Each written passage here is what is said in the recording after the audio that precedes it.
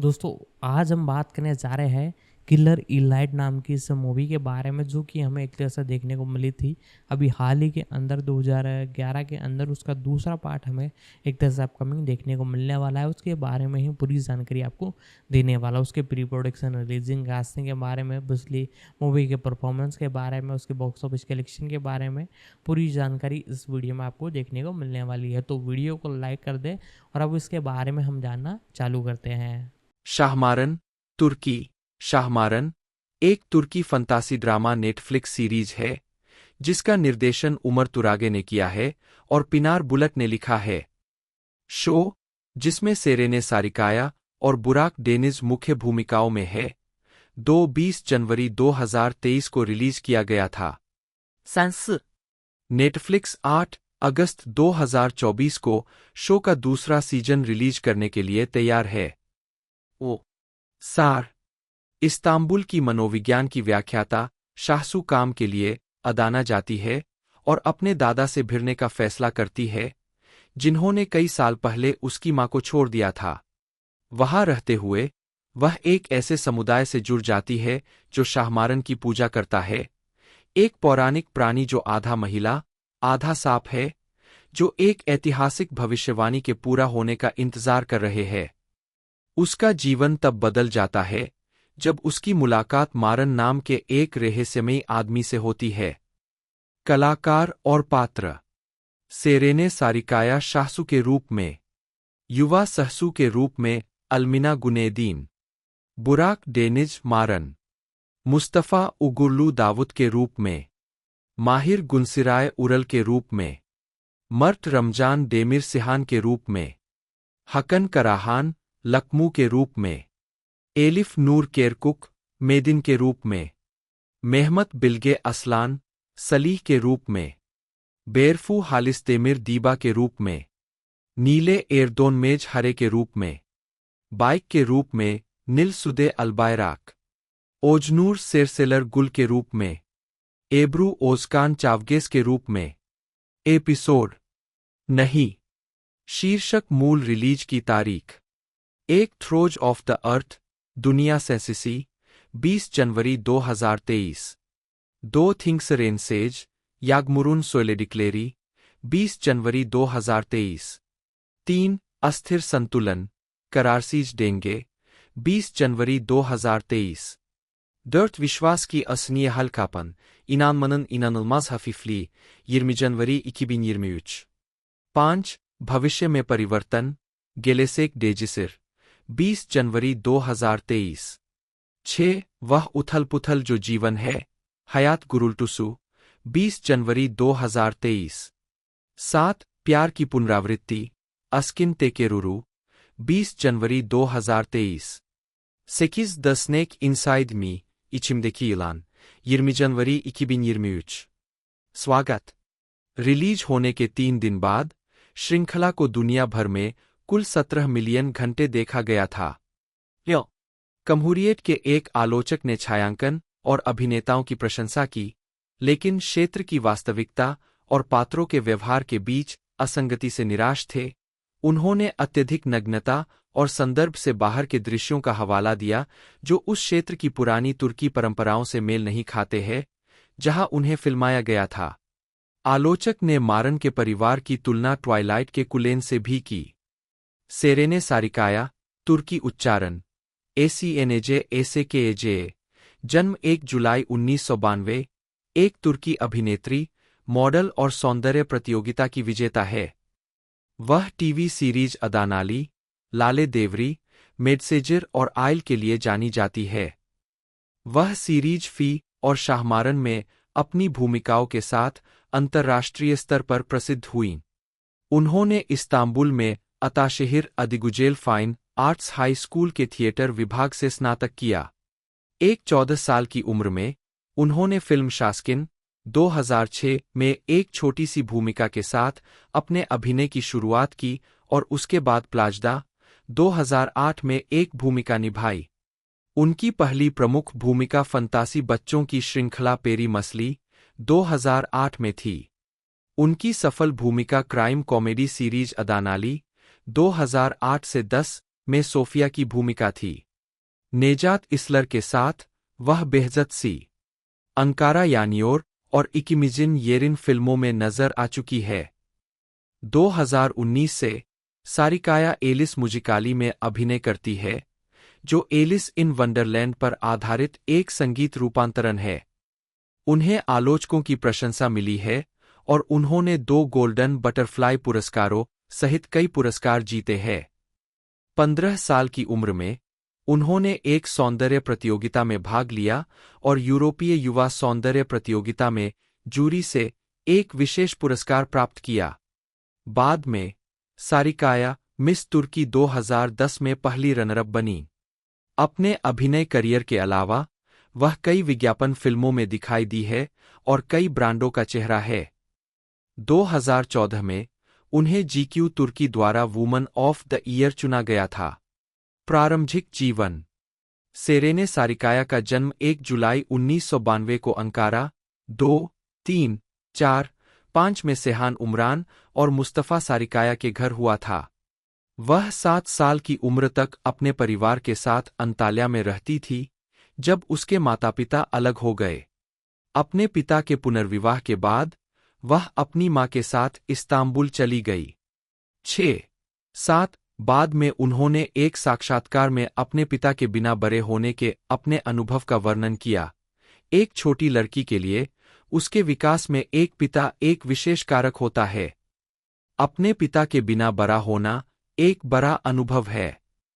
8 उस समय जब वह और उसकी मां तय कर रहे थे कि कहाँ रहना है, सारिकाया जानती थी कि वह एक अभिनेत्री और एक मॉडल बनना चाहती है, जिसने इस्तांबुल में बसने के उनके विकल्प को प्रभावित किया। 9 सारिकाया ने फाइन आर्ट्स हाई स्कूल के थिएटर विभाग में अध्ययन किया और स्नातक किया। 10 वह विश्वविद्यालय नहीं गई। 11 सारिकाया वॉलीबॉल की शौकीन खिलाड़ी है और बास्केटबॉल भी खेलती है, साथ ही टेनिस और लैटिन नृत्य में भी उनकी रुचि है। 12、13 15 साल की उम्र में उन्होंने चेकिया में आयोजित यूरोपीय जूनियर सौंदर्य प्रतियोगिता में भाग लिया और जूरी से विशेष पुरस्कार प्राप्त किया। 14、15 आजीविका। 2006 12 सिनेमा और टेलीविजन। 2006 में सारिकाया को शाहीन अल्पसलान द्वारा निर्देशित एक फिल्म सास्किन में अपना पहला अभिनय हिस्सा मिला। 16 2008 में उन्होंने एक तुर्कसेल विज्ञापन में अभिनय किया और फिर अपनी दूसरी फिल्म प्लाजरा में दिखाई दी, जो सिनान चेटिन द्वारा निर्मित और मूरत सेकर द्वारा निर्देशित थी। उसी वर्ष सारिकाया को सेलाल सिमेन द्वारा निर्देशित श्रृंखला पेरी मसली में अपनी पहली प्रमुख टेलीविजन भूमिका मिली, जिसमें उन्होंने एक परी गॉडमदर की भूमिका निभाई। 17 वह सेटिन द्वारा निर्मित और डेनिज एरगुन द्वारा निर्देशित श्रृंखला लिमोन अगासी में भी दिखाई दीं। 10वें एपिसोड के बाद सारिकाया के चरित्र को कहानी से हटा दिया गया।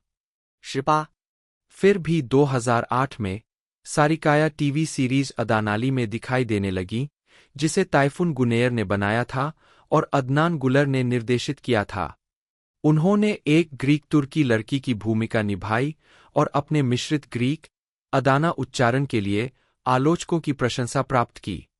19-20 1 अप्रैल 2010 को सारिकाया ने राष्ट्रीय राजधानी अंकारा का प्रतिनिधित्व करते हुए मिस तुर्की सौंदर्य प्रतियोगिता में भाग लिया। वह अंतिम विजेता गिजेम मेमिक, जो गाजियान्टेप का प्रतिनिधित्व करती थी, के बाद पहली रनरअप रहीं और मिस यूनिवर्स प्रतियोगिता में तुर्की का प्रतिनिधित्व करने का अधिकार अर्जित किया। हालांकि उन्होंने यह मौका छोड़ दिया क्योंकि वह अपने अभिनय करियर को जारी रखना चाहती थीं और उनकी जगह मेमिक ने ले ली। 21-22 सारिका ने अपने दूसरे सीजन में अदानाली की कास्ट को छोड़ दिया। 23 और लाले देवरी में अभिनय किया, जिसका निर्माण सुक्रू अवसार ने किया और मूरत दुजगुनुगलू ने निर्देशित किया। 24 श्रृंखला के एक एपिसोड में उसने एक गाना गाया जिसने दर्शकों का ध्यान आकर्षित किया और जिसके लिए उसे एक एल्बम रिकॉर्ड करने के प्रस्ताव मिले। एक साक्षात्कार में उसने कहा, प्रस्ताव सही है, फीस खराब नहीं है। लेकिन मैं गाने नहीं जा रही हूँ। मेरा काम अभिनय करना है। 25、26。 2011 में सारिकाया ने लघु फिल्म होस्काकल में अभिनय किया। 27/2012 में उन्होंने तीसरे सीजन की शुरुआत में लाले देवरी को छोड़ दिया। 28、29。 2013 वर्तमान बेहजत सी अंकारा यानियोर मेडसेजिर और अन्य परियोजनाएं। मई 2013 में सारिकेया ने बेहजत सी अंकारा यानियोर का फिल्मांकन शुरू किया, जो कि टेलीविजन श्रृंखला बेहजत सी बीर अंकारा पोलिसिएसी से रूपांतरित फिल्म थी। 30-31 उसी वर्ष वह मेडसेजिर श्रृंखला में चागाटे उलुसोय के साथ दिखाई दी, जो अमेरिकी शो द ओसी पर आधारित है। पटकथा एसे योरेंज ने लिखी थी और श्रृंखला का निर्देशन अली बिल्गिन ने किया था। सारिकेया का चरित्र मीरा बेलीस मूल श्रृंखला के पात्रों में से एक मारिसा कूपर का रूपांतरण था।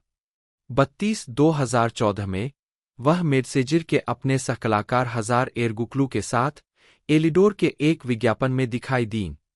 33-34 बाद में वह 2 साल के अनुबंध पर हस्ताक्षर करने के बाद मावी जींस का चेहरा बन गईं।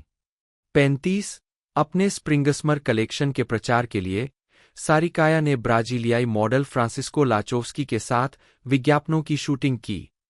36 सारिकाया ने 2016 में मावी के लिए बारबरा पल्विन के साथ एक और विज्ञापन फिल्माया। 37 2015 के स्प्रिंगसमर कलेक्शन के लिए सारिकाया केरेम बर्सिन के साथ कैमरे के सामने आई और उनके गायन को दर्शकों से सकारात्मक प्रतिक्रिया मिली। 38-39। 2017 से 18 में सारिकाया ने शो फाई में अभिनय किया, जो अजरा कोहेन के उपन्यासों की एक श्रृंखला पर आधारित है। 40 फाई पुहुतव द्वारा ऑनलाइन स्ट्रीम की जाने वाली पहली प्रमुख तुर्की टेलीविजन प्रस्तुतियों में से एक थी।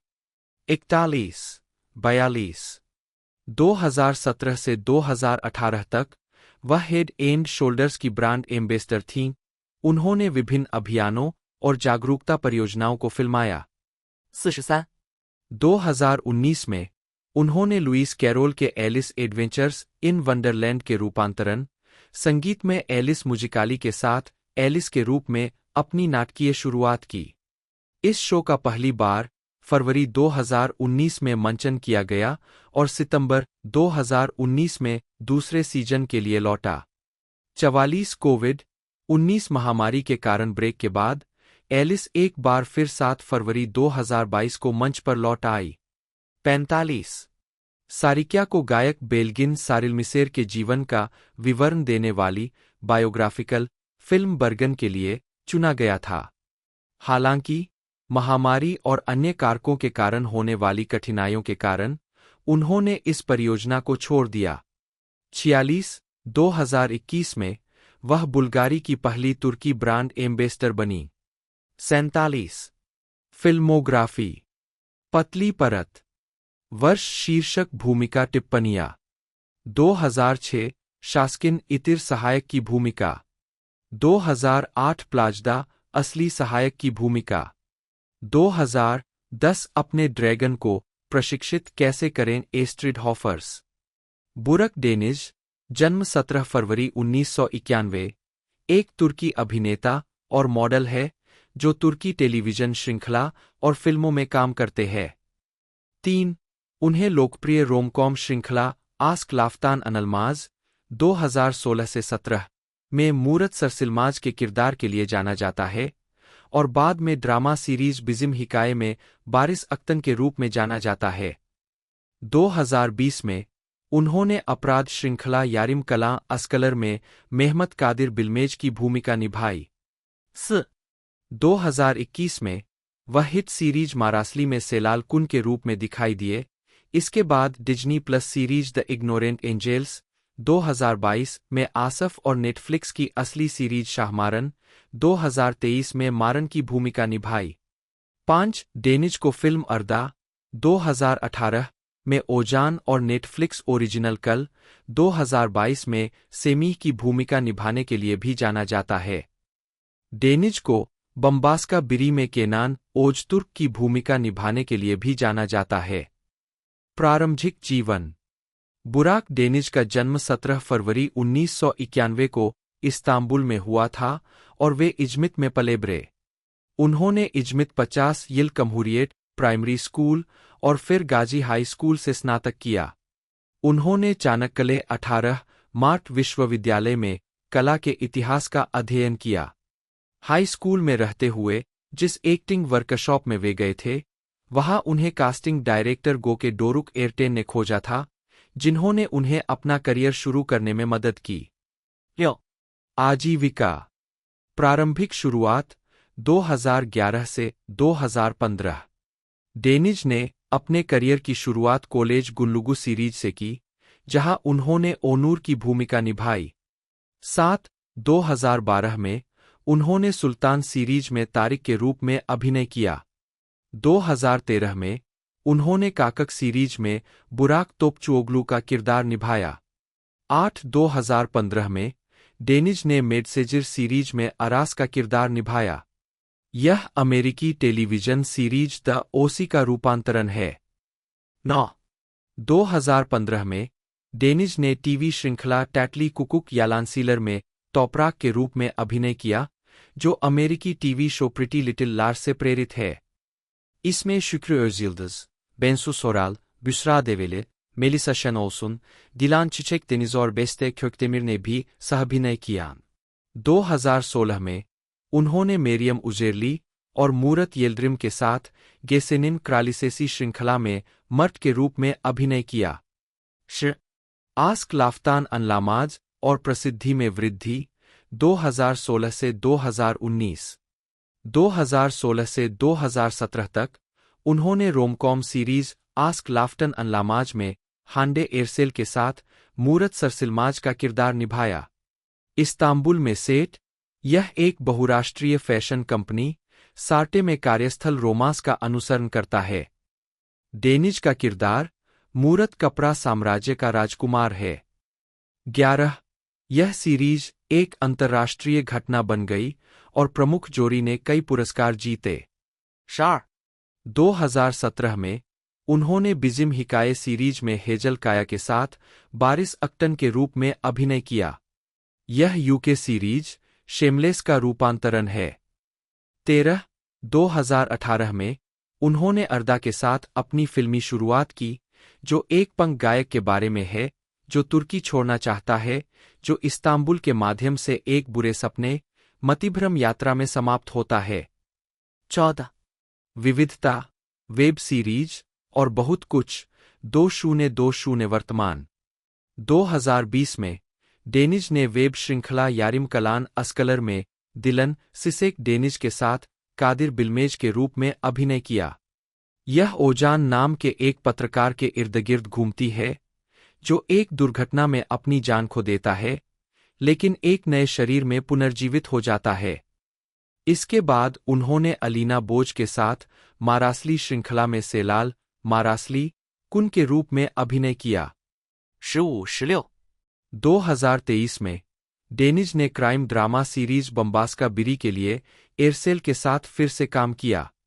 17 उन्होंने केनान ओजतुर्क का किरदार निभाया, जो एक लोकप्रिय पत्रकार है जो विघटनकारी व्यक्तित्व विकार से जूझ रहा है। उनका दूसरा व्यक्तित्व डोगन काया एक बदला लेने वाला हत्यारा है। यह सीरीज व्यावसायिक जनसांख्यिकी में शीर्ष पर रही और सभी श्रेणियों में सबसे ज्यादा देखी गई। 18 फिल्मोग्राफी, टेलीविजन, वर्ष दिखाओ भूमिका नेटवर्क संदर्भ 2011 कॉलेज गुल्लुगु ओनूर प्रशस्ति पत्र आवश्यक 2012 सुल्तान प्रशस्ति पत्र आवश्यक 2012 बॉयल बिटमसिन फेदत TRT 1 2013至2015 काकाक बुराक तोपकुओग्लू प्रशस्ति पत्र आवश्यक 2013 से 2015 मेडसेजिर अरास स्टार टीवी प्रशस्ति पत्र आवश्यक 2015 तातली कुकुक यालांसीलर टोपराक स्टार टीवी 2016 गेसेनिन क्रालिसेसी मर्ट स्टार टीवी 2016 से 2017 आस्क लाफ्तान अनलामाज मूरत सरसिलमाज टीवी शो 2017 से 2019 बिजिम हिकाये बारिश लोमरी आई क्रेसिरा काउल की इसी नाम की किताब पर आधारित है। यह ड्रीमवर्क्स एनिमेशन द्वारा निर्मित और पैरामाउंट पिक्चर्स द्वारा वितरित की गई है। इसका निर्देशन क्रिस सैंडर्स और डीन डेब्लिस ने किया और इसका निर्माण बोनी अर्नोल्ड ने किया। इसकी पटकथा सैंडर्स और डेब्लिस ने विल डेविस के साथ मिलकर लिखी थी। इसमें Jay Baruchel, Gerard Butler, Craig Ferguson, America Ferrera, Jonah Hill, Christopher Mintz Plasse, TJ Miller और क्रिस्टन वीग ने अपनी कहानी बर्क में घटती है, जो एक पौराणिक वाइकिंग गांव है। हिचकी एक छोटा किशोर है जो अन्य वाइकिंग्स की तरह ड्रैगन का वध करना चाहता है। वह एक दुर्लभ नाइट फ्यूरी ड्रैगन को घायल कर देता है, लेकिन उसे मारने में असमर्थ होता है।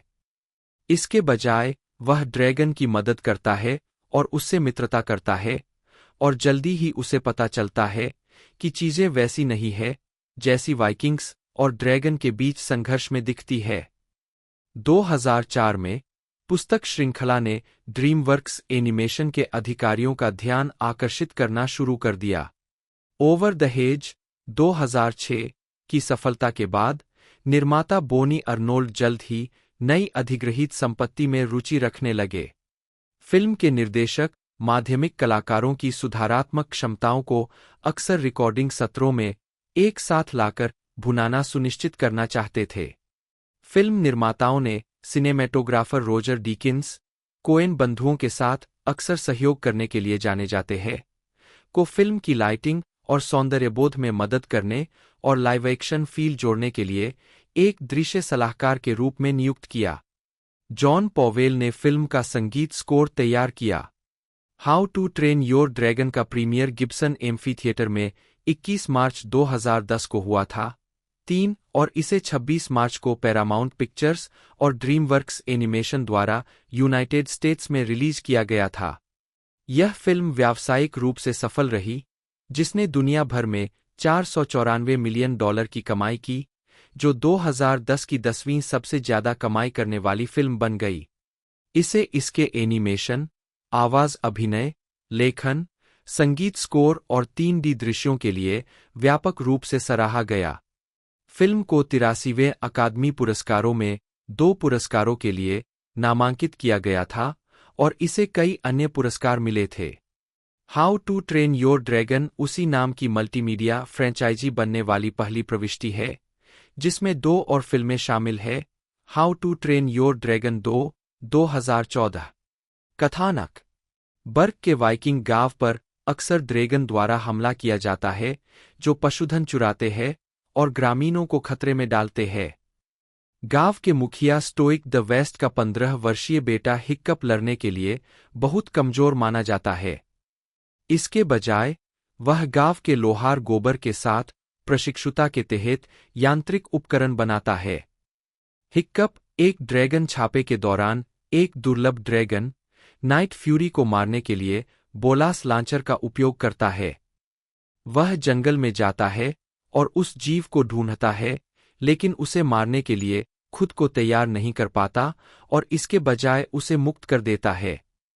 ड्रैगन के घोंसले को खोजने और नष्ट करने के लिए अपने बेरे के साथ जाने से पहले स्टोइक ने हिक्कप को साथी किशोरों फिशलेग्स, स्नोटलाउट, जुर्वा रफंट और टफंट और एस्ट्रिड के साथ ड्रैगन फाइटिंग क्लास में दाखिला दिलाया, जिस पर हिक्कप का क्रश है। क्लास में थोड़ी सफलता मिलने पर हिक्कप जंगल में लौटता है और नाइट फ्यूरी को एक कोव में पाता है, जो उड़ने में असमर्थ है क्योंकि हिक्कप के बोलास ने उसकी पूंछ के पंख का आधा हिस्सा फाड़ दिया था। हिक्कप धीरे धीरे ड्रैगन से दोस्ती करता है, उसके पीछे हटने वाले दांतों के नाम पर उसका नाम टूथलेस रखता है और एक हार्नेस और कृत्रिम पंख डिजाइन करता है जो टूथलेस को हिक्कप की सवारी के साथ उड़ने की अनुमति देता है।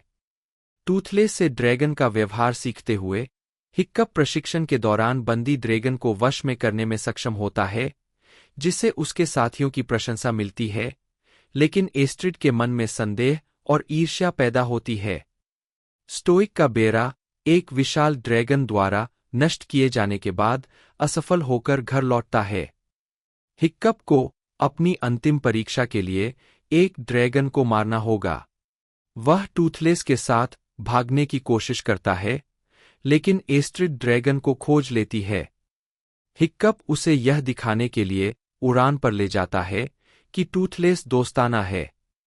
उड़ान के दौरान टूथलेस सम्मोहित रूप से ड्रैगन के घोंसले की ओर खिंचा चला जाता है। वहां रेड डेथ नामक एक विशालकाय ड्रैगन छोटे ड्रैगन को बुलाता है ताकि वे खुद खाए जाने से बचने के लिए उसे प्रचुर मात्रा में जीवित भोजन खिलाए।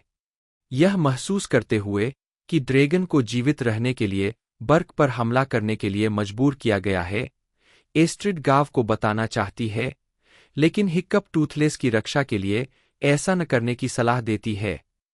अपनी अंतिम परीक्षा में हिक्कप को एक बंदी राक्षसी दुःस्वप्न ड्रैगन का सामना करना पड़ता है और वह उसे वश में करने की कोशिश करता है ताकि यह साबित हो सके कि ड्रैगन शांत हो सकते हैं। जब स्टोइक अनजाने में ड्रैगन को हमला करने के लिए उकसाता है, तो टूथलेस हिक्कप की रक्षा करने के लिए आता है, लेकिन उसे पकड़ लिया जाता है। स्टोइक अपने बेटे के धोखे के लिए गुस्से से उसका सामना करता है, जब तक कि हिक्कप गलती से यह नहीं बता देता कि टूथलेस ड्रैगन के घोंसले का स्थान जानता है। स्टोइक हिक्कप को अस्वीकार कर देता है और वाइकिंग्स का मार्गदर्शन करने वाले टूथलेस के साथ घोंसले की ओर निकल पड़ता है। एस्ट्रिड हिक्कप को यह एहसास दिलाती है कि उसने टूथलेस को कमजोरी से नहीं बल्कि करुणा से छोड़ा था। अपना आत्मविश्वास वापस पाकर हिक्कप अपने दोस्तों को सिखाता है कि प्रशिक्षण देने वाले ड्रैगन से दोस्ती कैसे की जाती है, और वे टूथलेस का पीछा करने निकल पड़ते हैं। स्टोइक और उसके वाइकिंग्स ड्रैगन के घोंसले का पता लगाते हैं और उसे तोड़ते हैं, जिससे रेड डेथ जाग जाता है, जो उन्हें घेर लेता है। हिक्कप और उसके दोस्त ट्रेनिंग ड्रैगन पर सवार होकर रेड डेथ का ध्यान भटकाते हैं। हिक्कप टूथलेस को मुक्त करने का प्रयास करता है। स्टोइक उन्हें बचाता है, अपने बेटे के साथ सुलह करता है। टूथलेस और हिक्कप टीमवर्क के माध्यम से रेड डेथ को नष्ट कर देते हैं। विस्फोट से बचने के दौरान हिक्कप टूथलेस से गिर जाता है। वाइकिंग्स और स्टोइक को पता चलता है कि टूथलेस ने हिक्कप को अपने पंखों से ढककर विस्फोट से बचाया था, लेकिन हिक्कप ने अपना बायां निचला पैर खो दिया है। कुछ समय बाद हिक्कप बर्क पर वापस जागता है और पाता है कि गोबर ने उसके लिए एक कृत्रिम अंग बनाया है। अब वह अपने गांव के लोगों की प्रशंसा करता है, जिसमें एस्ट्रिड भी शामिल है, जो उसे चूमती है। बर्क में इंसानों और ड्रैगन के शांतिपूर्वक रहने का एक नया युग शुरू होता है। आवाज कास्ट: जे बरुचेल, हिचकी horrendous haddock 3, stoic the vast का अजीब बेटा। ची रैंडी थॉम टूथलेस, हिचकी के वफादार नाइट फ्यूरी के लिए मुखर प्रभाव। पा America Ferrera, Astrid Hofferson, dragon प्रशिक्षण में हिचकी की सहपाठी और उसकी प्रेमिका। Gerard Butler, Stoick the Vast, Berk के सरदार और हिचकी के पिता। ची Craig Ferguson, Gobber the Belch, Berk का लोहार, स्टोइक का करीबी दोस्त और जनजाति के युवा ड्रैगन प्रशिक्षण रंगरूटों का शिक्षक। जो ची क्रिस्टोफर मिन्सप्लासे, फिशलेग्स इंगरमैन, एक उत्साही युवा जो ड्रैगन विद्या का जानकार है, जिसे वह अक्सर रोल प्लेइंग गेम शैली में बताता है। शी ची जोना हिल, स्नोटलाउट जॉर्गेनसन, हिचकी के ड्रैगन ट्रेनिंग सहपाठियों में से एक। स्नोटलाउट उद्दंड, अति आत्मविश्वासी और काफी हद तक नासमझ है, लेकिन विश्वसनीय है। टीजे मिलर और क्रिस्टन विग, टफंट और रफंट थोरस्टन, झगड़ालू जुड़वा बच्चों की जोड़ी। डेविड टेनेंट, स्पिटलाउट, स्नोटलाउट के पिता। शी रॉबिन एटकिन डाउन्स, एक सुनहरे दाढ़ी वाला Viking. Philip McGrade Starkard. Kieron Elliott, Hoark the Haggard, गांठदार दाढ़ी वाला एक Viking. Ashley Jensen, Phlegma the Fierce, एक महिला वाइकिंग। उत्पादन: टूथलेस और हिचकी की प्रारंभिक उत्पादन अवधारणा कलाकृति। क्रेसिडा कोवेल की पुस्तक श्रृंखला 2004 में ड्रीमवर्क्स एनिमेशन के अधिकारियों के ध्यान में आने लगी। ओवर द हेज में अपनी सफलता के बाद निर्माता बोनी अर्नोल्ड जल्द ही नई अधिग्रहित संपत्ति में रुचि रखने लगे। समय बीतने के साथ वह इस परियोजना पर ध्यान केंद्रित करती रही और जब ड्रीमवर्क्स एनिमेशन के सहाध्यक्ष बिल डमाश्के ने उनसे पूछा कि वह आगे क्या काम करना चाहती है, तो उन्होंने how to train your dragon को चुना। शार पीटर हेस्टिग्स फिल्म के मूल निर्देशक थे। 13 फिल्म के हेस्टिग्स संस्करण ने उपन्यास का बहुत करीब से पालन किया, लेकिन ड्रीमवर्क्स एनिमेशन ने फैसला किया कि कहानी युवा दर्शकों के लिए बहुत अधिक झुकी हुई है, जो संभावित बॉक्स ऑफिस राजस्व को नकारात्मक रूप से प्रभावित कर सकती है, और हेस्टिग्स को हटा दिया गया। 13 डमाश्के ने क्रिस सैंडर्स को काम पर रखा, जिन्होंने बदले में डीन डेब्लिस को बुलाया, जिनके साथ उन्होंने लिलो एंड स्टिच पर काम किया था, सहनिर्देशन के लिए। 13 मूल कथानक को डेब्लिस ने पुस्तक के प्रति अत्यधिक वफादार के रूप में वर्णित किया है, लेकिन इसे बहुत मीठा और सनकी माना जाता था और इसे युवा जनसांख्यिकीय के लिए तैयार किया गया था। 14 उपन्यास में हिचकी के ड्रैगन टूथलेस को एक कॉमन या गार्डन ड्रैगन, एक छोटी नस्ल माना जाता है। फिल्म में टूथलेस एक घायल नाइट फ्यूरी है, जो सभी ड्रैगन की सबसे दुर्लभ प्रजाति है, जो अन्य प्रजातियों की तुलना में बहुत तेज, वायुक्तिकीय और अधिक शक्तिशाली है, और हिचकी और एस्ट्रिड दोनों के लिए एक उड़ान माउंट के रूप में काम करने के लिए पर्याप्त बड़ा है। फिल्म निर्माताओं ने सिनेमेटोग्राफर रोजर डीकिंस, कोएन भाइयों के साथ अक्सर सहयोग करने के लिए जाने जाते हैं, को एक दृश्य सलाहकार के रूप में काम पर रखा ताकि उन्हें फिल्म की लाइटिंग और समग्र रूप में मदद मिल सके और लाइव एक्शन फील जोड़ा जा सके। 14 उड़ान को दर्शाने के लिए व्यापक शोध किया गया था, क्योंकि निर्देशक जानते थे कि वे फिल्म के 3D प्रभावों का सबसे बड़ा आकर्षण होंगे, और आग एनिमेशन को देखते हुए लाइव एक्शन फिल्मों में देखी गई सीमाओं से अलग हो सकते हैं, जहां प्रोपेन की लपटें बुझाने में आसान होने के कारण सामान्य होती है। ड्रैगन के डिजाइनरों ने ऐसे जानवरों का निर्माण करना सुनिश्चित किया जो अन्य ड्रैगन फिक्शन की तुलना में हास्यपूर्ण और अभिनव भी थे। टूथलेस ने विशेष रूप से एक ब्लैक पैंथर प्रेरित डिजाइन में विभिन्न ड्रैगन लक्षणों को संयोजित करने की कोशिश की, जिसमें भावनाओं को बेहतर ढंग से व्यक्त करने के लिए बड़े कान और आंखें भी थीं। शो निर्देशकों ने माध्यमिक कलाकारों क्रिस्टोफर मिन्सप्लासे, जोना हिल, क्रिस्टन वाइग और टीजे मिलर की सुधार क्षमताओं को भुनाना सुनिश्चित किया, उन्हें अक्सर रिकॉर्डिंग सत्रों में एक साथ लाकर। संगीत मुख्य लेख how to train your dragon soundtrack. John Powell DreamWorks animation में how to train your dragon के लिए संगीत बनाने के लिए लौटे, जिससे यह स्टूडियो के साथ उनका छठा सहयोग बन गया। इससे पहले Antz, the road to El Dorado, chicken run, Shrek और कुंग फू पांडा के लिए उनका पिछला संगीत, जिनमें से सभी उन्होंने हैरी ग्रेगसन विलियम्स और या हंस जिमर के साथ बनाए थे। पॉवेल ने एक ऑर्केस्ट्रा संगीत तैयार किया, जिसमें धमाकेदार पीतल को जोरदार ताल और सुखदायक तारों के साथ जोड़ा गया, साथ ही पेनी सीटी और बैगपाइप जैसे उपकरणों के साथ विदेशी स्कॉटिश और आयरिश स्वरों का भी इस्तेमाल किया गया। इसके अतिरिक्त आइसलैंडिक गायक जोन्सी ने फिल्म के लिए स्टिक्स एंड स्टोन्स गीत लिखा और गाया। 23 मार्च 2010 को वारेस सरबांडे द्वारा संगीत जारी किया गया। कुल मिलाकर फिल्म स्कोर आलोचकों द्वारा स्कोर को अच्छी तरह से प्राप्त किया गया था। पॉवेल ने फिल्म पर अपने काम के लिए अपना पहला अकादमी पुरस्कार नामांकन अर्जित किया। अंततः द सोशल नेटवर्क के लिए उनके स्कोर के लिए ट्रेंट रेजनर और एटिकस रॉस से हार गए। मुक्त करना theatrical how to train your dragon का यूनाइटेड स्टेट्स प्रीमियर 21 मार्च 2010 को कैलिफोर्निया के यूनिवर्सल सिटी के गिब्सन एम्फी थिएटर में हुआ था। 3 और इसे 26 मार्च 2010 को यूनाइटेड स्टेट्स में नाटकीय रूप से रिलीज किया गया था। 16 इसे मूल रूप से 20 नवंबर 2009 को रिलीज करने के लिए निर्धारित किया गया था, लेकिन नवंबर में रिलीज होने वाली अन्य पारिवारिक फिल्मों के साथ प्रतिस्पर्धा से बचने के लिए इसे पीछे धकेल दिया गया था। 17 फिल्म को डिजिटल रूप से IMAX 3D में फिर से तैयार किया गया था और 186 उत्तरी अमेरिकी IMAX थिएटरों और उत्तरी अमेरिका के बाहर लगभग 80 IMAX थिएटरों में रिलीज किया गया था। 16. रिलीज से एक महीने पहले ड्रीमवर्क्स एनिमेशन के CEO जेफरी कैटजेनबर्ग ने क्लैश ऑफ द टाइटन्स को 2D से 3D में बदलने और फिर इसे how to train your dragon के एक हफ्ते बाद रिलीज करने के वार्नर ब्रदर्स के फैसले का विरोध किया था।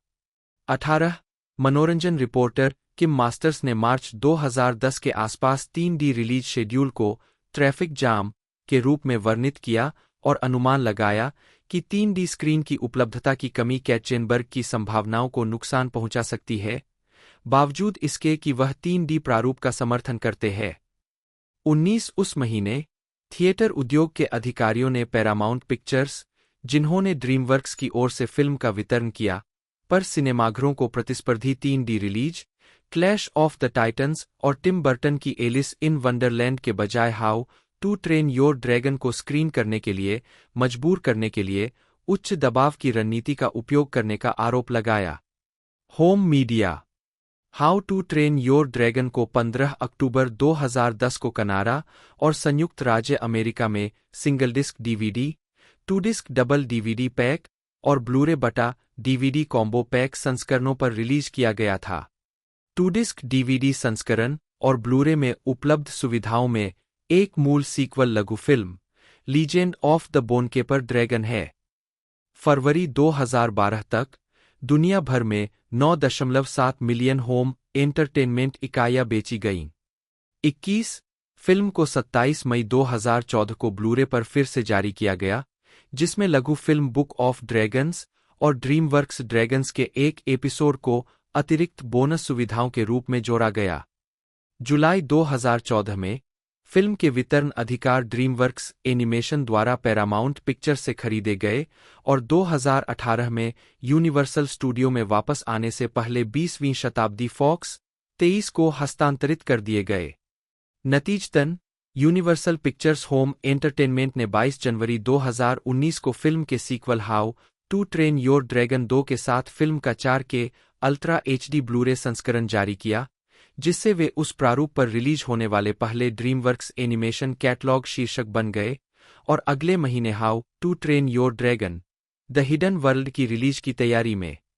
24-25 स्वागत box office how to train your dragon ने रिलीज के पहले सप्ताहांत में $43.7 मिलियन के साथ उत्तरी अमेरिकी बॉक्स ऑफिस पर शीर्ष स्थान हासिल किया।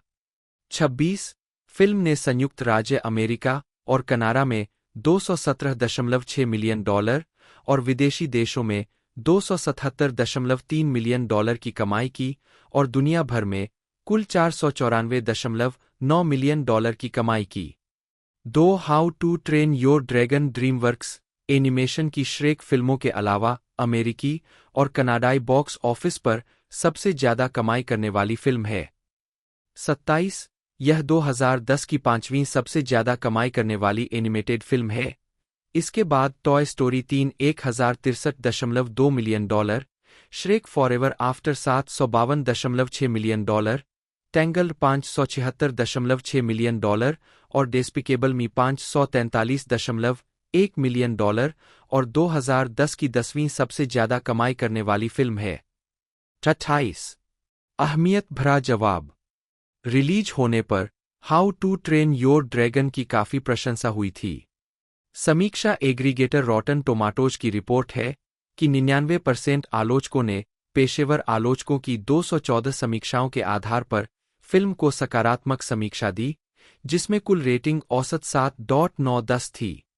30 वेबसाइट की आलोचनात्मक सहमति बताती है। चमकदार एनिमेशन, आश्चर्यजनक नाटकीय गहराई वाली स्क्रिप्ट और रोमांचकारी 3D दृश्यों के साथ how to train your dragon ऊंचाइयों पर है। 30 यह फिल्म रॉटन टोमाटोज वेबसाइट पर ड्रीमवर्क्स एनिमेशन की सबसे ज्यादा रेटिंग वाली फिल्म है। 31 मेटाक्रिटिक पर फिल्म को आलोचकों की 37 समीक्षाओं के आधार पर 100 में से 75 का भारित औसत स्कोर मिला है, जो आम तौर पर अनुकूल समीक्षा दर्शाता है। 32 सिनेमास्कोर द्वारा पोल किए गए दर्शकों ने फिल्म को A+ से F पैमाने पर A का औसत ग्रेड दिया। 33. वैरायटी के मैट रिस्ले ने एक बेहद सकारात्मक समीक्षा लिखी, इसे निस्संदेह ड्रीमवर्क्स की अब तक की सबसे अच्छी फिल्म और शायद अब तक की सबसे अच्छी ड्रैगन फिल्म बताया। 34 रिव्यूज के जेम्स बेरार्डिनेली ने इसे 4 में से 3.5 स्टार दिए और तकनीकी रूप से कुशल, एनिमेशन और मजाकिया, बुद्धिमान, आश्चर्यजनक रूप से व्यावहारिक स्क्रिप्ट दोनों की सराहना की।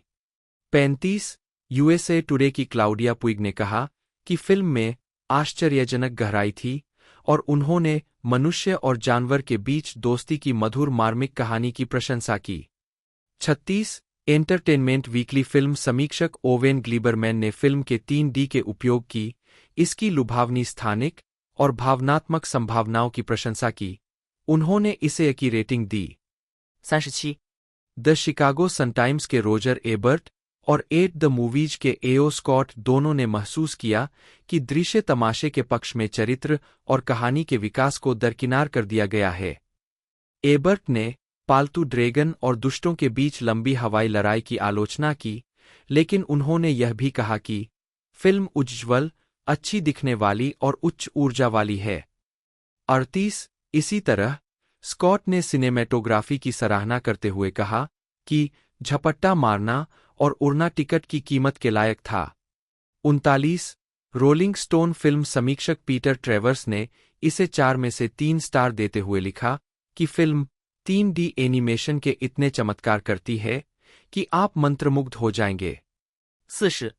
ऑरलैंडो सेंटिनल के रोजर मूर, जिन्होंने फिल्म को 4 में से 2 स्टार दिए, ने महसूस किया कि फिल्म में अधिक हास्य विषयों के बजाय अधिक नाटकीय विषय वस्तु को शामिल करना फिल्म के लिए हानिकारक था, जिससे यह एक मजेदार किताब, कुछ बहुत ही मजेदार अभिनेताओं और कुछ बेहद मजाकिया एनिमेशन की बर्बादी बन गई। 41 विलेज वॉयस फिल्म समीक्षक एला टेलर ने भी फिल्म की अधिक नकारात्मक समीक्षा की, इसे पर्याप्त लेकिन उल्लेखनीय एनिमेटेड कहानी के रूप में वर्णित किया। 42. पुरस्कार। मुख्य लेख how to train your dragon 2010 film द्वारा प्राप्त पुरस्कारों की सूची। 83वें अकादमी पुरस्कारों में how to train your dragon को सर्वश्रेष्ठ एनिमेटेड फीचर और सर्वश्रेष्ठ मूल स्कोर के लिए नामांकन मिला। 43 फिल्म के अन्य नामांकनों में 14 एनी पुरस्कार, 10 जीतना, 44, 45 2 ब्रिटिश अकादमी फिल्म पुरस्कार, 46 एक क्रिटिक्स चॉइस मूवी पुरस्कार, 47 और एक गोल्डन ग्लोब पुरस्कार शामिल है। 48. सीक्वल और फ्रेंचाइज। मुख्य लेख how to train your dragon. Film के बाद 2 sequel, how to train your dragon 2, 2014 और how to train your dragon the hidden world 2019 release हुए। फिल्म के बाद 5 शॉर्ट फिल्में रिलीज हुई। Legend of the Boneknapper dragon 2010, book of dragons 2011, gift of the Night Fury 2011, 49 dawn of the dragon racers 2014, 50 और how to train your dragon Homecoming 2019। Film पर आधारित एक television श्रृंखला का प्रीमियर कार्टून नेटवर्क पर शरद ऋतु 2012 में हुआ। जे बरुचेल, अमेरिका फेरेरा, क्रिस्टोफर मिन्सप्लासे और टीजे मिलर ने हिचकी, एस्ट्रिड, फिशलेग्स और टफंट के रूप में अपनी भूमिकाएं दोहराईं। पहली और दूसरी फिल्म के बीच सेट की गई यह सीरीज हिचकी और उसके दोस्तों का अनुसरण करती है, क्योंकि वे ड्रैगन के बारे में अधिक सीखते हैं, नए लोगों की खोज करते हैं, दूसरों को उनके आसपास सहज महसूस करना सिखाते हैं, अपने नए दोस्तों के अनुकूल गांव के भीतर परंपराओं को अपनाते हैं और दुश्मनों से लड़ते हैं, क्योंकि वे नई दुनिया की खोज करते हैं। 51. एक्टिविजन द्वारा जारी एक एक्शन एडवेंचर वीडियो गेम, जिसका नाम how to train your dragon है, वी, एक्सबॉक्स 360, PS3 और निंटेंडो DS गेमिंग कंसोल के लिए जारी किया गया था। यह फिल्म पर आधारित है और 23 मार्च 2010 को रिलीज किया गया था। इसके अलावा स्कूल ऑफ ड्रैगन्स, एक 3D free to play MMO, 17 जुलाई 2013 को सैन डिएगो कॉमिक कॉन में रिलीज किया गया था। 52-53 यह गेम PC, एंड्रॉयड और iOS के लिए उपलब्ध है। 54. हार्पर कॉलिंस चिल्ड्रन बुक्स ने 2010 में फिल्म का एक स्टोरी बुक संस्करण प्रकाशित किया। कहानी को रेनी ब्राउन द्वारा रूपांतरित किया गया था, जबकि चित्रण माइकल कोएल्श द्वारा चित्रित किए गए थे। 55. How to train your dragon arena spectacular पहली फिल्म का एरिना शो रूपांतरण है, जिसमें 24 एनिमेट्रॉनिक ड्रैगन, कलाबाज और प्रोजेक्शन शामिल है। इसका प्रीमियर 2 मार्च 2012 को मेलबर्न, ऑस्ट्रेलिया में हुआ था। 56. लाइव एक्शन रीमेक के विकास की घोषणा की गई थी। इसका निर्माण मार्क प्लैट प्रोडक्शंस द्वारा किया जाएगा और यूनिवर्सल पिक्चर्स द्वारा वितरित किया जाएगा, जिसमें डेब्लॉयस लेखन और निर्देशन के लिए वापस आएंगे। इसे मूल रूप से 14 मार्च 2025 को रिलीज करने के लिए निर्धारित किया गया था, लेकिन 2023 सैग-आफ्ट्रा हड़ताल के कारण उस वर्ष 13 जून तक देरी हो गई। 57-58-6 मेसन थेम्स और निको पार्कर को क्रमशः हिचकी और एस्ट्रिड के रूप में लिया गया। 59 बटलर ने स्टोइक के रूप में अपनी भूमिका को दोहराया। Jonathan Adam Saunders Baruchel 1/B एयर एल बटा 2 जन्म 9 अप्रैल 1982, एक कनाडाई अभिनेता और निर्देशक है। उन्हें how to train your dragon franchise में हिचकी हैडॉग के रूप में उनकी आवाज की भूमिका और comedies Fanboys 2009, she's out of my league 2010 और दिस इज द एंड 2013 में उनकी मुख्य भूमिकाओं के लिए जाना जाता है। बरूचेल डिज्नी की action fantasy film the sorcerer's apprentice 2010 में सहमुख्य भूमिका में थे। जिन फिल्मों में बरूचेल ने मुख्य भूमिका निभाई है, उन्होंने 2024 तक दुनिया भर के बॉक्स ऑफिस पर $1.28 बिलियन से अधिक की कमाई की है। बरूचेल ने Knocked Up 2007, Tropic Thunder 2008, Goon 2011 और the Art of the Steal 2013 जैसी कॉमेडी फिल्मों में सहायक भूमिकाएं भी निभाई है। टेलीविजन में उन्होंने जुड अपाटो की कॉमेडी सीरीज अनडिक्लेयर्ड 2001 से 2002 में स्टीवन कार्प और FX6 comedy series man seeking woman 2015 से 2017 में जोश ग्रीनबर्ग के रूप में मुख्य भूमिकाएं निभाई। दोनों को आलोचकों से प्रशंसा मिली। 45. बरूचेल ने ब्लैकबेरी के सह-संस्थापक माइक लाजारिडिस के रूप में जीवनी कॉमेडी ड्रामा फिल्म ब्लैकबेरी 2023 में मुख्य भूमिका निभाई थी, जिसके लिए उन्हें कॉमेडी फिल्म में सर्वश्रेष्ठ लीड प्रदर्शन के लिए कैनेडियन स्क्रीन अवार्ड मिला था। 6. उन्होंने good neighbours 2010, the Kindness of strangers 2019 और ह्यूमेन 2024 जैसी फिल्मों में गैरहास्य प्रमुख भूमिकाएं निभाई है और $1 मिलियन बेबी 2004, कॉस्मोपोलिस 2012 और रोबोकॉप 2014 में सहायक भूमिकाएं निभाई है। बरूचेल ने goon, last of the enforcers 2017 और रैंडम एक्ट्स ऑफ वायलेंस 2019 फिल्मों का निर्देशन किया है, जिसमें उन्होंने दोनों में अभिनय किया है। प्रारंभिक जीवन। बरूचेल का जन्म ओटावा, ओंटारियो में हुआ था। एक साथ वे रॉबिन नी रोपेल के बेटे हैं, जो एक स्वतंत्र लेखक है, और सर्ज बरूचेल एक प्राचीन वस्तु डीलर है। 8-9 वे मॉन्ट्रियल, क्यूबेक के नोट्रे डेम डी ग्रेस परोस में बड़े हुए। 10 और उनकी एक छोटी बहन है।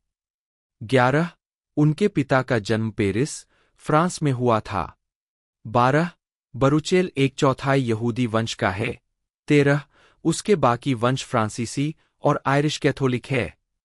13 उन्होंने कहा है कि उनका मानना है कि उनकी आयरिश चरे काउंटी मेयो से है। 14. आजीविका। 2008 टोरंटो अंतर्राष्ट्रीय फिल्म महोत्सव में बरूचेल की तस्वीर। बरूचेल को अपना पहला अभिनय कार्य तब मिला जब वह मात्र 12 वर्ष के थे। उनकी पहली प्रमुख अभिनय भूमिकाओं में से एक 1996 में स्थानीय टेलीविजन श्रृंखला माई होमटाउन में थी। 1997 से 1998 तक उन्होंने एलिशा कुथबर्ट के साथ पॉपुलर मैकेनिक्स फॉर किड्स की सहमेजबानी की।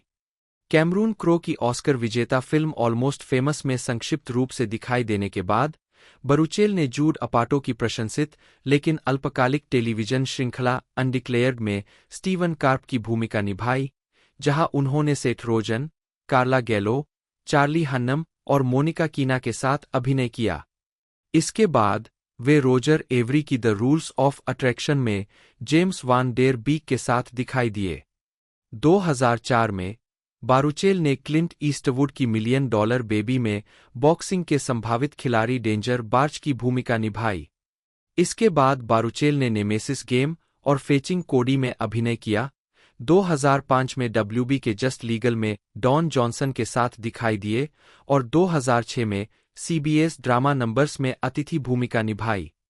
बरूचेल नॉक्ड अप, जिसमें उन्हें जूड अपाटो, जेसन सेगेल और सेथ रोजेन के साथ फिर से जोड़ा गया। I am read fish, just buried और बेन स्टिलर निर्देशित ट्रॉपिक थंडर फिल्मों में जैक ब्लैक, निक नोल्टे, स्टीव कूगन और रॉबर्ट डाउनी जूनियर के साथ नजर आए।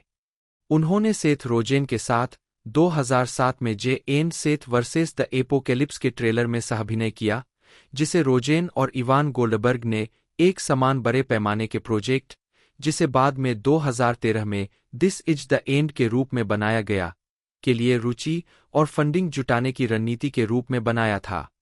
2008 में वे निक एंड नोराज इन्फिनिट प्लेलिस्ट में दिखाई दिए।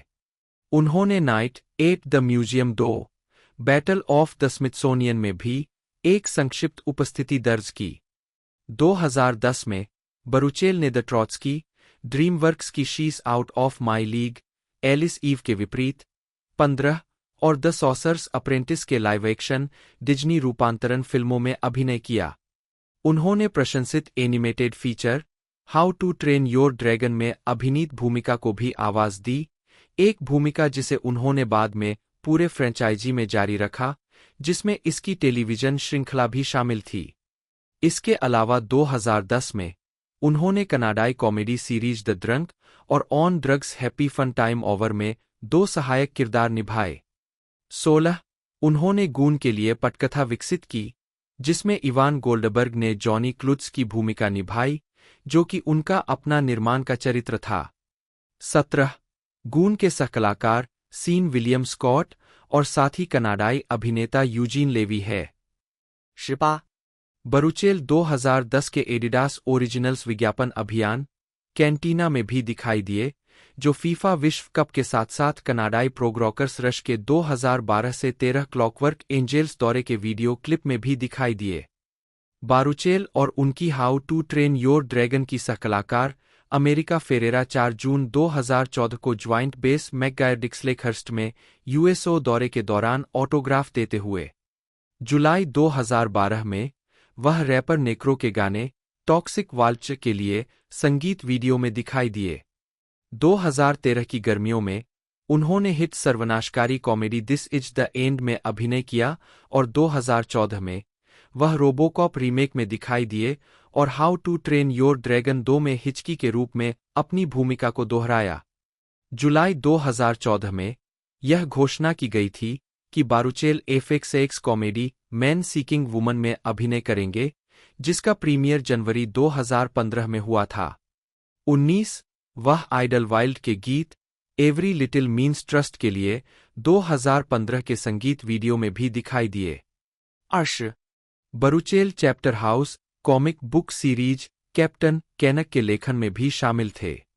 21 बरूचेल ने 2017 की sports comedy film Goon last of the enforcers लिखी, निर्देशित की और उसमें अभिनय किया, जो 2011 की फिल्म गून की अगली कड़ी है। 2018 में उन्होंने हार्पर कॉलिंस पर रिलीज हुई born into it A fans life के साथ एक लेखक के रूप में अपनी शुरुआत की। इस पुस्तक में मॉन्ट्रियल कैनेडियंस के प्रति उनके प्यार को उपाख्यानों, बचपन की यादों और टीम के प्रशंसक के रूप में उनके जीवन के बारे में दिल को छू लेने वाली कहानियों के साथ दर्शाया गया है। How to train your dragon the hidden world की रिलीज के बाद 2019 में बारूचेल ने Danish film the Kindness of Strangers और कनाडाई horror film Random Acts of Violence में अभिनय किया, जो निर्देशक के रूप में उनकी दूसरी फिल्म थी। आशार 2021 में बारूचेल ने Audible.com हाईली लीगल के लिए मूल ऑडियो पॉडकास्ट डॉक्यूमेंट्री श्रृंखला की मेजबानी की, जिसने कनाडा के मारिजुआना के वैधीकरण के राजनीतिक और आर्थिक इतिहास और उसके बाद की घटनाओं का पता लगाया।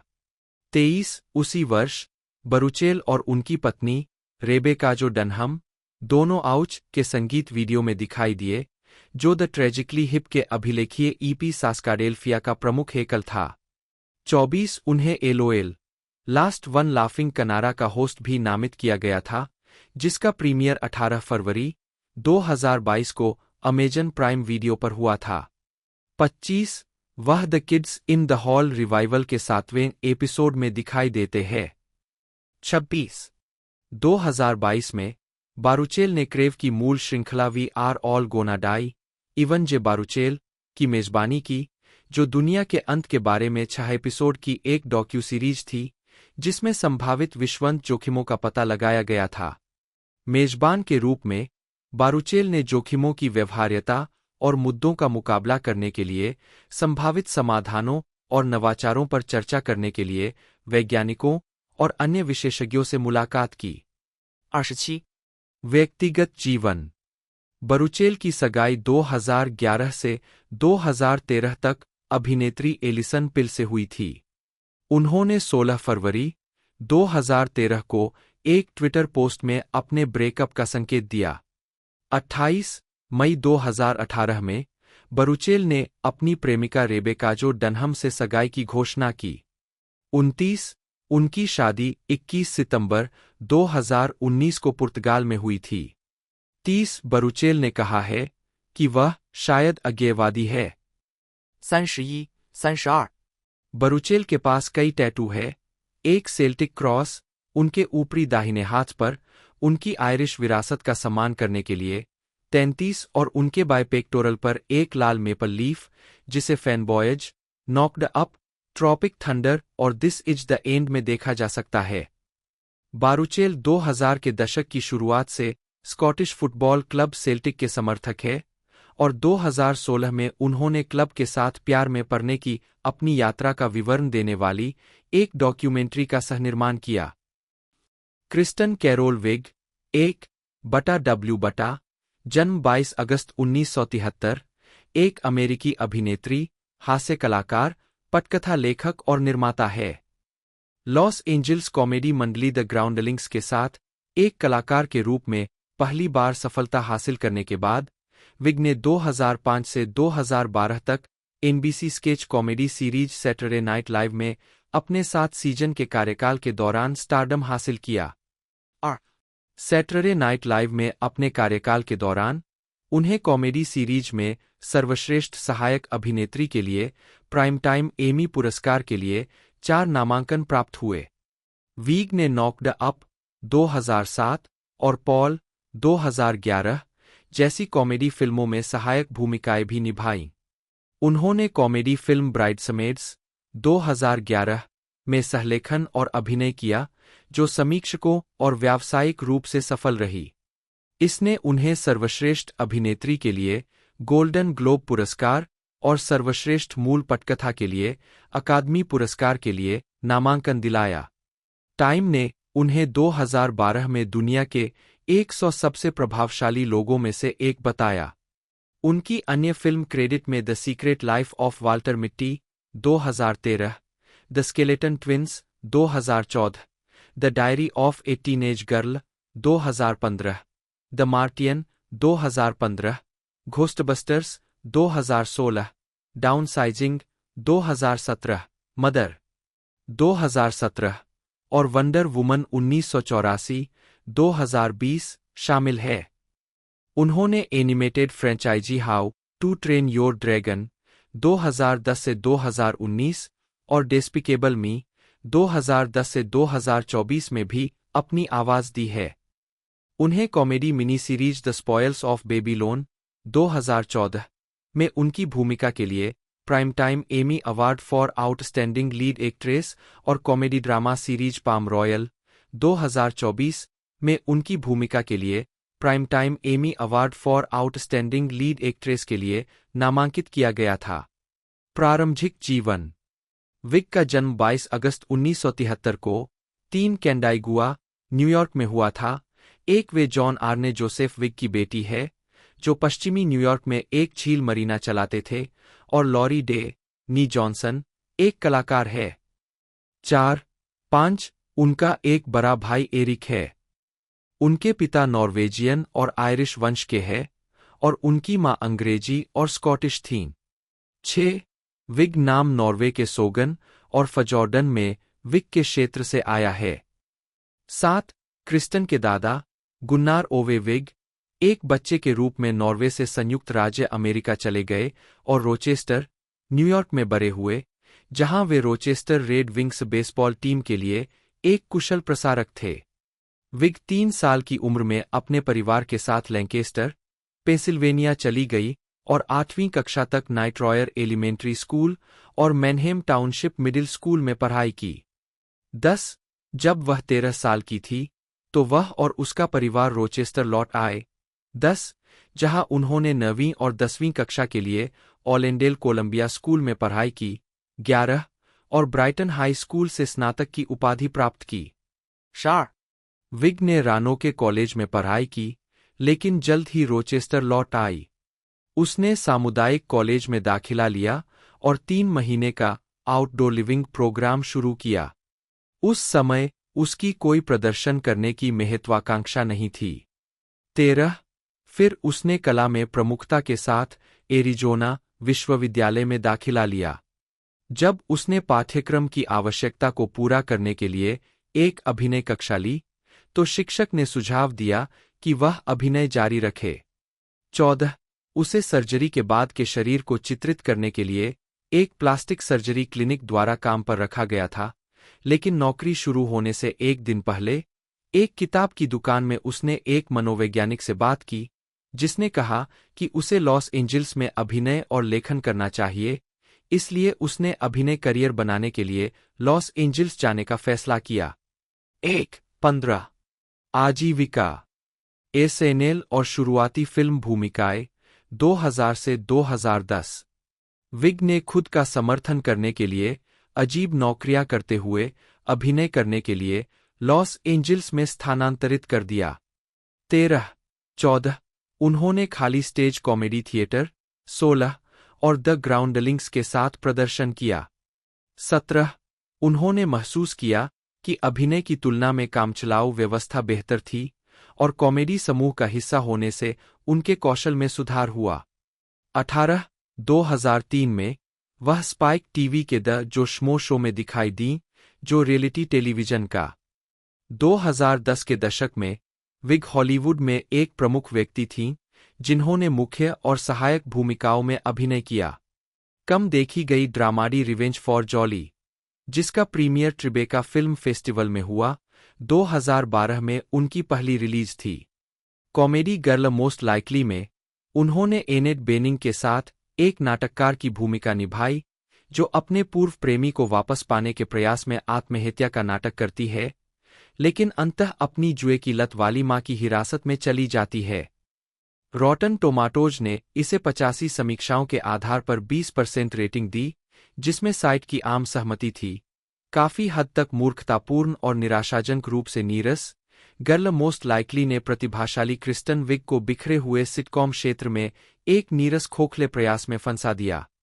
संसार सैटरडे नाइट लाइव पर एक कलाकार के रूप में उनका अंतिम प्रदर्शन सीजन 37, एपिसोड 22 था, जो 19 मई 2012 को प्रसारित हुआ। 33 और इसकी मेजबानी मिक जैगर ने की थी। शो में उनके समय के समापन समारोह में एसएनएल के पूर्व छात्र Amy Poehler, Chris Kattan, Chris Parnell, Will Forte और राहेल ड्रेच के साथ साथ स्टीव मार्टिन और जॉन हैम भी शामिल थे। तब से वह कई बार कार्यक्रम की मेजबानी करने के लिए लौटी है। 34. एक श्यामला महिला ने फीतादार सफेद पोशाक पहनी हुई है और मुस्कुरा रही है। 2013 में सिडनी में the Secret Life of Walter मिटी के प्रीमियर पर विग वाइग ने 5 जून 2013 को रिलीज हुई डिस्पिकेबल मी 2 के लिए फिर से अपनी आवाज दी और समीक्षकों द्वारा प्रशंसित साइंस फिक्शन रोमांटिक ड्रामा हर 2013 में सेक्सी किटन के किरदार के लिए उन्होंने adventure drama the Secret Life of Walter Mitty 2013 में भी शीर्षक चरित्र की प्रेमिका और सहकर्मी की भूमिका निभाई, जिसमें बेन स्टिलर और सीन पेन शामिल थे। इसने आलोचकों को ध्रुवीकृत कर दिया और यह एक मध्यम सफलता थी। न्यूयॉर्क डेली न्यूज ने स्टिलर और वाइग की मधुर केमिस्ट्री की प्रशंसा की। 35 और रोलिंग स्टोन के पीटर ट्रेवर्स ने उन्हें फिल्म में प्यारी कम महत्वपूर्ण पाया, जिसे उन्होंने अनोखा मजाकिया और अप्रत्याशित रूप से कोमल बताया। 36 फेरेल के साथ उन्होंने बाद में 6 एपिसोड की mini series the spoils of Babylon 2014 और इसके साथ ही द स्पॉयल्स बिफोर डाइंग 2015 के साथ-साथ लाइफटाइम टेलीविजन फिल्म ए डेडली एडॉप्शन 2015 में अभिनय किया। 37 द स्पॉयल्स ऑफ बेबीलोन में उनकी भूमिका के लिए वीक को मिनी सीरीज या मूवी में उत्कृष्ट लीड एक्ट्रेस के लिए प्राइम टाइम एमी अवार्ड के लिए नामांकित किया गया था। हेटशिप लवशिप 2014 उनकी अगली नाटकीय रूप से रिलीज हुई प्रोडक्शन। 38 एलिस मुनरो की 2001 की लघु कहानी हेटशिप, friendship, courtship, loveship, marriage.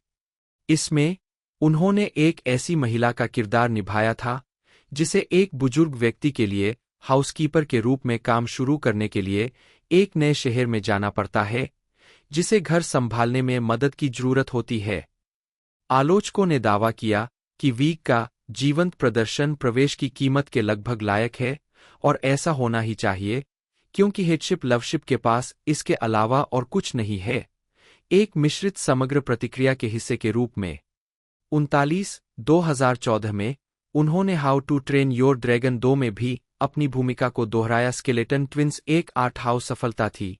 40 globe and mail ने टिप्पणी की, जॉनसन का स्पष्ट निर्देशन 2 एसएनएल दिग्गजों के लिए एक बढ़िया शोकेस के रूप में कार्य करता है, यह प्रदर्शित करने के लिए कि कैसे उनका कॉमिक शॉर्टहैंड थोड़े गहरे रजिस्टर में समान रूप से अच्छा खेलता है।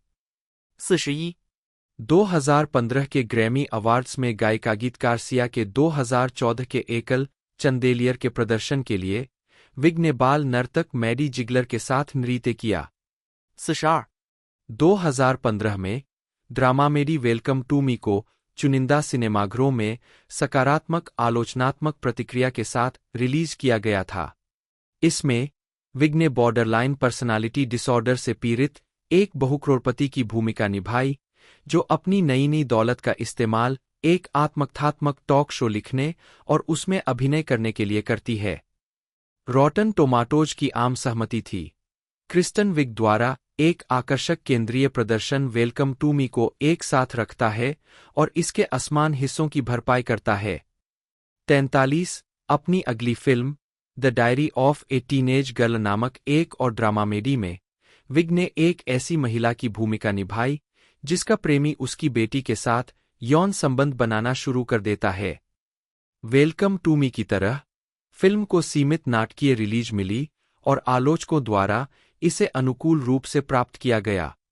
44 2015 में उन्होंने मैट डेमन के साथ सफल science fiction drama the Martian में नासा के लिए मीडिया संबंधों के निदेशक की भूमिका निभाई और चिली के फिल्म निर्माता सेबेस्टियन सिल्वा द्वारा निर्देशित ब्लैक कॉमेडी नॉटी बेबी में एक पारिवारिक व्यवसायी के रूप में अभिनय किया, जो प्रेमी होने की तुलना में बच्चा पैदा करने में अधिक रुचि रखती है। 45 कॉमेडी जूलेंडर 2 2016 में वीग ने बेन स्टिलर, ओवेन विल्सन और विल फेरेल के साथ एक खलनायक और हाउते कौचर की रानी की भूमिका निभाई। 46 जूलेंडर 2 एक महत्वपूर्ण और व्यावसायिक फ्लॉप थी। 47 विवादास्पद ऑल फीमेल रीबूट घोस्टबस्टर्स 2016 में वीग को एक लेखक के रूप में दिखाया गया है, जो अन्य असाधारण उत्साही लोगों के साथ मिलकर एक दूसरी दुनिया के खतरे को रोकने के लिए बैंड बनाती है। 48, जिसका बजट 140 मिलियन अमेरिकी डॉलर से अधिक था, इसने 229 मिलियन अमेरिकी डॉलर कमाए।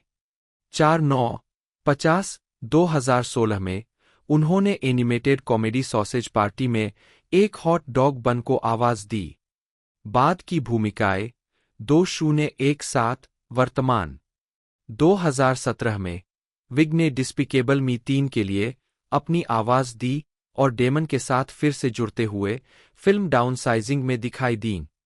51, वह रीज विदरस्पून के साथ एक एप्पल कॉमेडी सीरीज में अभिनय करने और कार्यकारी निर्माता बनने वाली थीं। 52, लेकिन बाद में इस परियोजना से हट गईं। 53, 2020 में उन्होंने वंडर वुमन 1984 में खलनायक चीता की भूमिका निभाई। 54, विग और एनी मोमोलो ने 2021 की comedy Barb and Star go to Vista Del Mar में सहलेखन और सहअभिनय किया, जिसे सकारात्मक समीक्षा मिली। 55, इसके अलावा 2021 में उन्होंने Netflix film a boy called Christmas में आंटी कार्लोटा की भूमिका निभाई। 56, 2024 में उन्होंने पाम रॉयल का निर्माण और अभिनय किया। व्यक्तिगत जीवन विग ने 2005 से 2009 तक अभिनेता हिस हरग्रोव से शादी की थी और 2011 से 2013 तक द स्ट्रोक्स ड्रमर फेब्रिजियो मोरेटी को डेट किया था। 57, 2019 में 3 साल की डेटिंग के बाद उन्होंने अभिनेता एवी रोथमैन से सगाई कर ली। जनवरी 2020 में वह और रोथमैन सरोगेसी के जरिए जुड़वा बच्चों, एक बेटे और बेटी के माता-पिता बने। 58, 59, 60 फरवरी 2021 में विग ने पुष्टि की कि उसने और रोथमैन ने शादी कर ली है। 61, परिवार कैलिफोर्निया के पासाडेना में रहता है। 62, फिल्मोग्राफी तो पिछला जो पार्ट था वो हमें एक तरह से 10 सितंबर 2011 को TIFF में देखने को मिला था और 30 फरवरी 2012 को इसे ऑस्ट्रेलिया में रिलीज़ किया गया था। 2001 से 11 के अंदर ये इंडिया में देखने को मिल गई थी 22 सितंबर को, और साथ ही साथ इसे कई जगह रिलीज़ किया गया, लेकिन फिर भी ये डिसास्टर हो गई। मूवी का बजट 70 मिलियन था महज और इसने जो कलेक्शन दिया वो 55 मिलियन तकरीबन था। इस वजह से ये सुपर डुपर डिसास्टर रही। बाकी कई कंट्रियों में इसे रिलीज़ किया गया था और बाकी अब अगला जो पार्ट है वो एक तरह से कंफर्म नहीं किया गया है मेकर्स द्वारा कि हमें देखने को मिलेगा या नहीं। बाकी आज की वीडियो अच्छी लगी है तो वीडियो को लाइक कीजिएगा, चैनल को सब्सक्राइब कर बेल आइकन दबाकर इसे ऑल पर सेट कर दीजिएगा। आज की इस वीडियो में दोस्तों इतना ही, मिलते हैं अगले वीडियो में।